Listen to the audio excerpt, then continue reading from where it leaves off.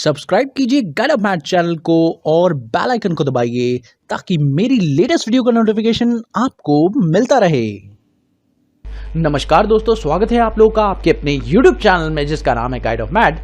मैं दोस्तों एक बात आप लोगों से बोलना चाहूंगा कि आप लोगों ने लास्ट 2 वीडियोस मेरी नहीं देखी हैं। मुझे लगता है कि आप लोगों को उस वीडियो का मतलब समझ में नहीं आया कि मैंने वो वीडियो बनाया क्यों है। आज मैं आपको पूरा मीनिंग समझाऊंगा कि क्यों मैंने वो वीडियो बनाया है और किस लिए वो जरूरी है। इस वीडियो को देखने के बाद आप लोगों को अकाउंट्स की एक ऐसी नॉलेज का पता चलेगा जो आप लोगों को शायद इससे पहले नहीं थी। क्योंकि मैं आपको बोलना चाहूंगा कि ऑडिटिंग एक ऐसा पार्ट है जो कि तब तक हमारे लिए जरूरी होता है जब तक हमारी कंपनी फाइनलाइज नहीं हो जाती।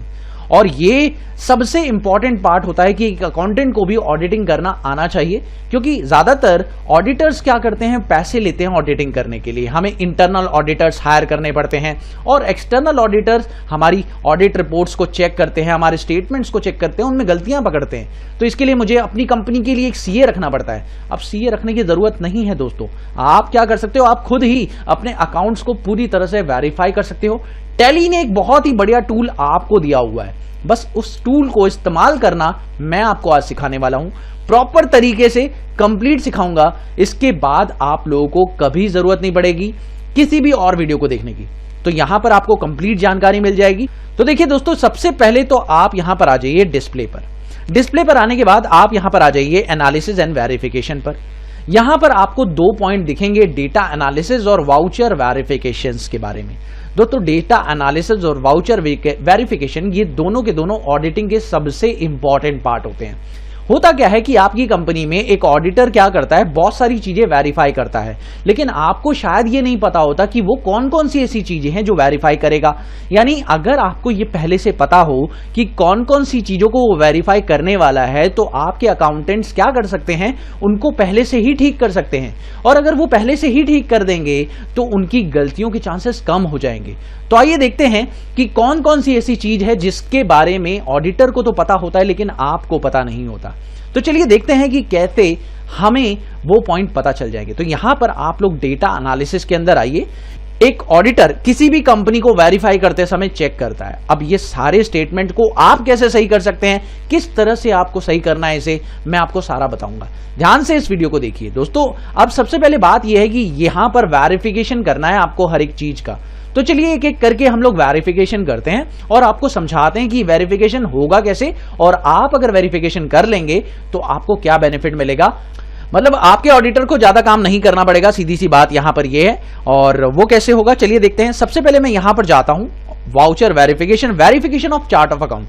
अब दोस्तों आप यहां पे देख सकते हैं, आपके पास सबसे पहले इन्होंने 5 पार्ट्स में टैली प्राइम ने ये फीचर आप लोगों को दिया हुआ है दोस्तों। पहले ये फीचर नहीं हुआ करता था, लेकिन अब ये फीचर आपके पास भी अवेलेबल है। आप अपनी चीजों को चेक कर सकते हैं। जैसे मान लीजिए कि अब यहां पर टैली प्राइम ने आपके चार्ट ऑफ अकाउंट को 5 क्राइटेरियाज में बांट दिया है। और अब 5 क्राइटेरिया में बांट दिया है तो इसका मतलब आपको क्या करना है, चलिए मैं आपको बताता हूं कि आपको क्या करना है। दोस्तों यहां पे काम की बात यह है, देखिए दोस्तों, इसमें आप लोगों को एक बहुत ही बढ़िया पॉइंट मिलेगा, not use laser.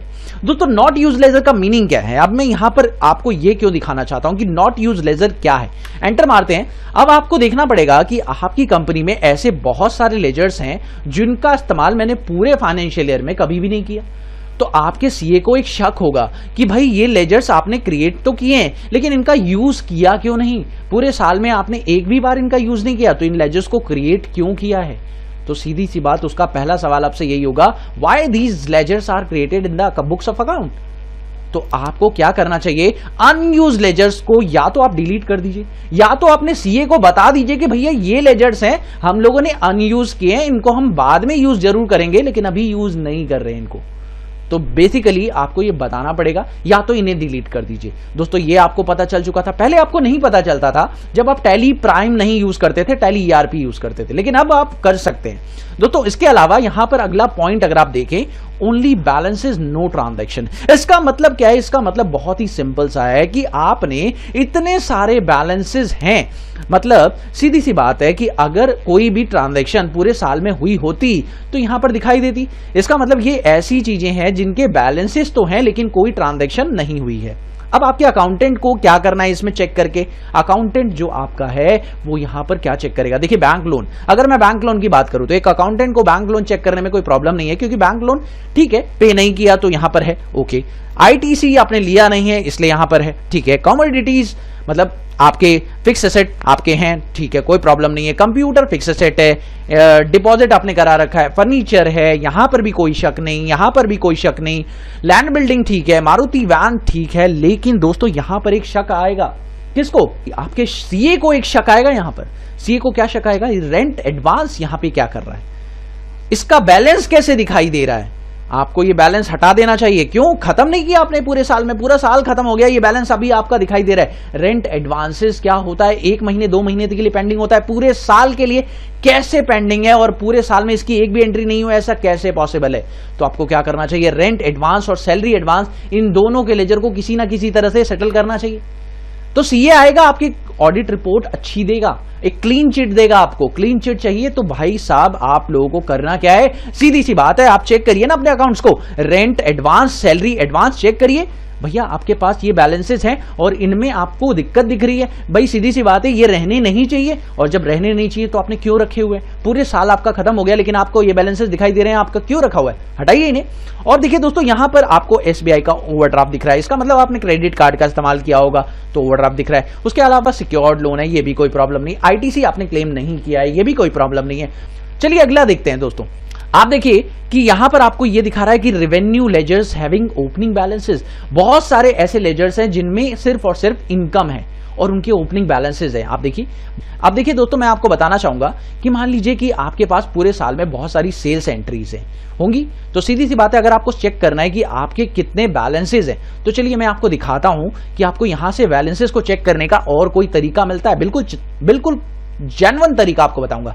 Verification of balances पर आप आइए, यहां पर आप देखिए आपके सेल्स ऑफ अकाउंट दिखाई दे रहे हैं, आप इस पे करिए एंटर और यहां पर बहुत सारी सेल्स दिखाई दे रही है। मान लीजिए ये वाली सेल्स है और इस पर आपने एंटर किया।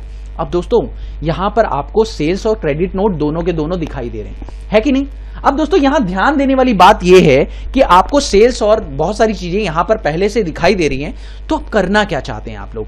यहां पर देखिए मान लीजिए कि आपकी ये सेल्स है और ये आपको मिल गई, आपने ढूंढा, आपके जितने भी बिल थे उसके अंदर ढूंढा तो ये वाली सेल्स आपको मिल गई, ठीक है। तो आपने क्या किया, इस पर एंटर प्रेस किया और इसे कह दिया कि इट्स वेरीफाइड, इट्स ओके, ये मेरे पास मिल चुकी है मेरे को, इट्स ओके, ठीक है। तो इसका स्टेटस आप दे देंगे कि इट्स ओके, ठीक है, हो गई सेल वेरीफाइड, मतलब ये ऑडिट हो चुकी है। आपने एक एक सेल्स को चेक करना है, आपका ऑडिटर जो काम कर रहा था वो अब आप कर पा रहे हैं। दोस्तों देखिए अब क्या होता है, ऑडिटर एक लेवल पर और चेकिंग करता है, वो क्या है मैं आपको बताना चाहूंगा। मान लीजिए कि ऑडिटर आया और ऑडिटर ने ये चेकिंग की कि भाई ये वाली सेल्स जो है इसमें देखिए 2 पॉइंट आपको और दिखाई दे रहे हैं, on hold.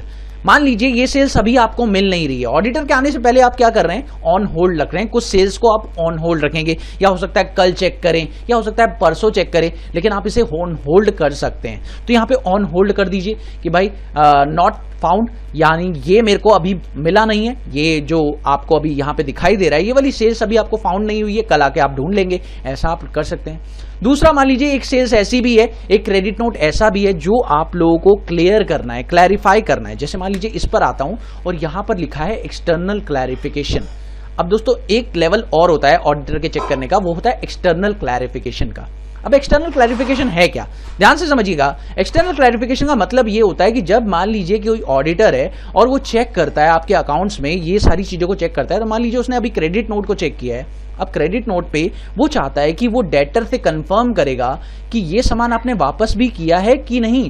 Confirm from debtor, तो आप यहां पे नोट लिख देंगे कि कंफर्म फ्रॉम डेटर, और कंफर्म फ्रॉम डेटर करेगा तो यहां पर वो पूछने जाएगा उसके यहां पर, तो यहां पर जब तक वो कंफर्म नहीं करेगा तब तक वो एक्सटर्नल क्लैरिफिकेशन के लिए उसे लगा देगा, ठीक है। और वहां पर कोई भी बंदा होगा, वो एनी पर्सन जिससे भी वो क्लैरिफाई करेगा, वहां पर जैसे कि वहां का कोई एम्प्लॉय होगा या हो सकता है वहां का मैनेजमेंट हो, उससे वो क्लियर करे। तो सीधी सी बात है, क्रेडिट नोट मिला भी है या नहीं मिला है, या कंपनी झूठ बोल रही है, तो ये वेरिफिकेशन करने के लिए ऑडिटर ये लगा देता है, देखिए लगा दिया।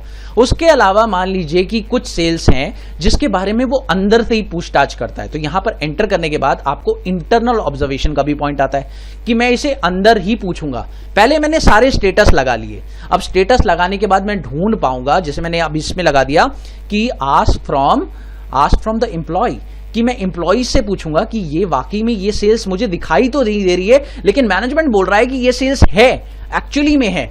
तो मैं ये एम्प्लॉय से आस्क करूंगा कि क्या वाकई में ये वाली सेल्स हुई है या नहीं हुई है, सुपर फूड्स को आपने ये सेल्स की भी है या नहीं की है, तो एंटर कर दूंगा। तो यहां पर देखिए स्टेटस लग गया, इंटरनल ऑब्जर्वेशन का स्टेटस है ना दोस्तों।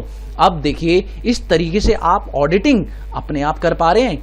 देखिए दोस्तों बहुत ही कमाल का पॉइंट है, मेरे ख्याल से आपको ऑडिटिंग करने का ये सबसे बढ़िया मेथड मिलता है। अब चलिए दोस्तों, मान लीजिए आपने ऑडिटिंग का एक लेवल चेक किया, आपने सेल्स को सारी वेरीफाई कर लिया, इसी तरीके से आप स्टॉक आइटम को भी कर सकते हैं। स्टॉक आइटम को तो करना मैंने सिखाया ही था, उस वीडियो में आपने देखा होगा, आप देखिए। आने वाली वीडियोस में मैं और बताऊंगा और क्लियर करूंगा कि कैसे कैसे वेरीफाई करना है, लेकिन पहले इसका कॉन्सेप्ट समझाना जरूरी था कि क्यों ये बहुत जरूरी है एक ऑडिटर के लिए, अकाउंटेंट के लिए बहुत इंपॉर्टेंट है दोस्तों। अकाउंटेंट अगर इस काम को करना सीखता है तो उसकी वैल्यू डबल हो जाएगी कंपनी के अंदर, और वो मान लो यार पैसे छापेगा, पैसे।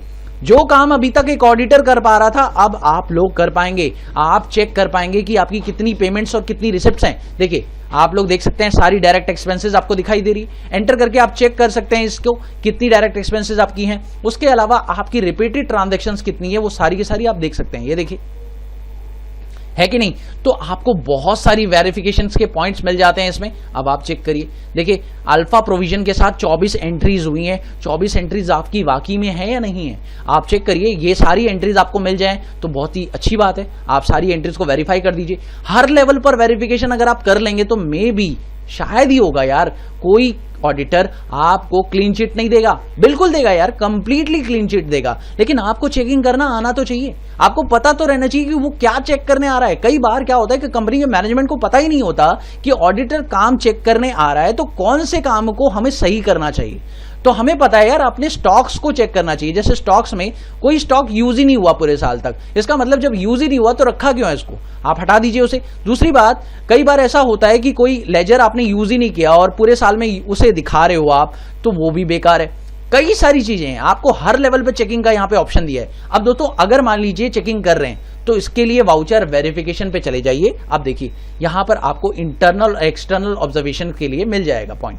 जैसे देखिए 710 सैंपल्स हैं, 710 सैंपल्स में से सेल्स की बात करें तो सेल्स कितनी है, ये देखिए सेल्स पूरे साल में इतनी है। उसके बाद आपको ये भी पता चल जाएगा 13 सेल्स हैं इस महीने में, 13 सेल्स को वेरीफाई करो एक एक करके। यहां से आप प्रॉपर तरीके से वेरिफिकेशन कर सकते हैं, यानी 13 सेल्स इसमें है, 11 सेल्स इसमें है, आप एक एक करके ढूंढिए ना, आपकी सेल्स मिल जाती है तो आप वेरीफाइड कह दीजिए। अब मान लीजिए कुछ सेल्स मिल गई तो वेरीफाइड कर दीजिए, ओके इट्स ओके लिखते जाइए और वेरीफाई करते जाइए, खत्म। आपको स्टेटस देना है और ये देखिए आपका स्टेटस हो गया it's okay it's okay it's okay it's okay.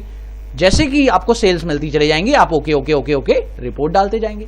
तो बहुत ही बढ़िया प्रोसीजर है, इससे कि आपकी सेल वेरीफाइड भी हो जाएगी। आप देखिए उसके अलावा आप देखते जाइए बहुत सारी एंट्रीज हैं, आपकी सारी एंट्रीज को आप वेरीफाई कर सकते हैं आराम से। क्या होता है कई सेल्स ऐसी होती हैं कि भाई उनमें आपको मैनुअली वेरीफाइड करना होता है, कई सेल्स ऐसी होती हैं आप चाहें तो डिलीट भी कर सकते हैं। स्पेस बार मार के आप सिलेक्ट करिए और हो सकता है सेट जे ऑल्ट जे करके आप यहाँ पर जो है वेरिफिकेशन कर सकते हैं। दोस्तों बहुत ही सिंपल तरीका है और काफ़ी अच्छा मेथड है आपको दिया गया है वेरिफिकेशन का, जिससे कि आप अपनी सेल्स को, अपने पेमेंट्स को, अपने रिसिप्ट्स को पूरी तरह से वेरीफाई कर सकते हैं और हर लेवल पर चेक कर सकते हैं। डेटा एनालिसिस करना भी बहुत ज़रूरी है।